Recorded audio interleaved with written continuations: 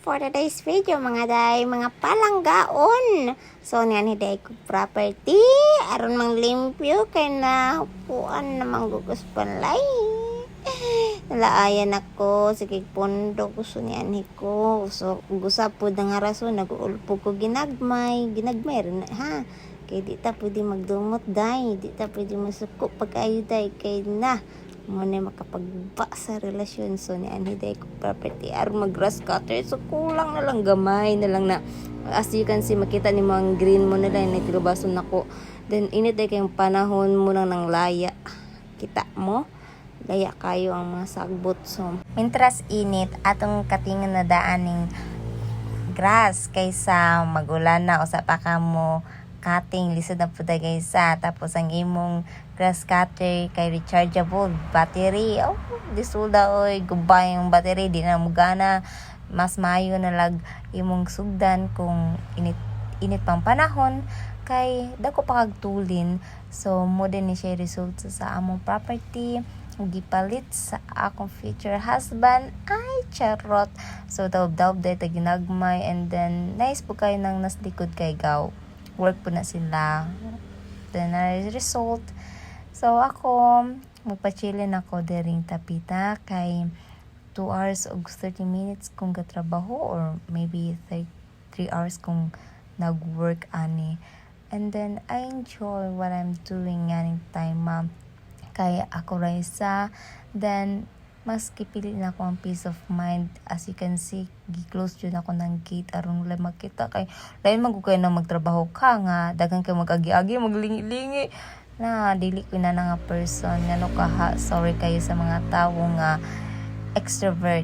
introvert manggug ko. So mo ni as you can see kapachilin ako o kaning akong gipunduhan na dani puno and nice kayo sa panahon kay hangin, bugnaw, bisag init kayo pero pasalamat kayo sa Ginoo nga while gatrabaho ko aning property kay dili kay siya sakit sa skin and I do really enjoy kay wag jud ko stop sa pag-work, tuloy-tuloy na. Then nagdala po kog posporo aron pun magdaob kay wala lang gusto ko magdaob aron makabalo ang mga silingan nga naay ga-work aning property. So I do really enjoy.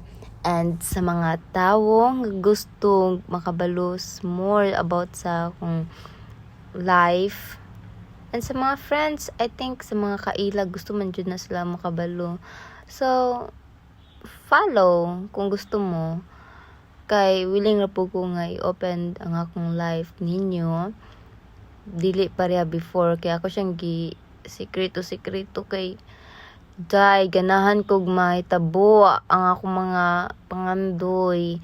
So salamat ra pud ko ug salamat pud ko sa mga tawo nga nagdown na ako kay sila may instrument aron kung malig-on kay ani man gud ni tip nako ha sa mga tawo galing nga nagdown nimo i-make na nimo like inspiration kay anang the way ka make og inspiration di nimo sila tubayan ay everything nga imong gipangandoy mahitabo jud na pero in God's perfect timing. So aning time mo uli na day ko kay nagapabot na ako 10 a.m. in the morning na. So 3 hours na ko dere, it's time to go home and diri lang tataman.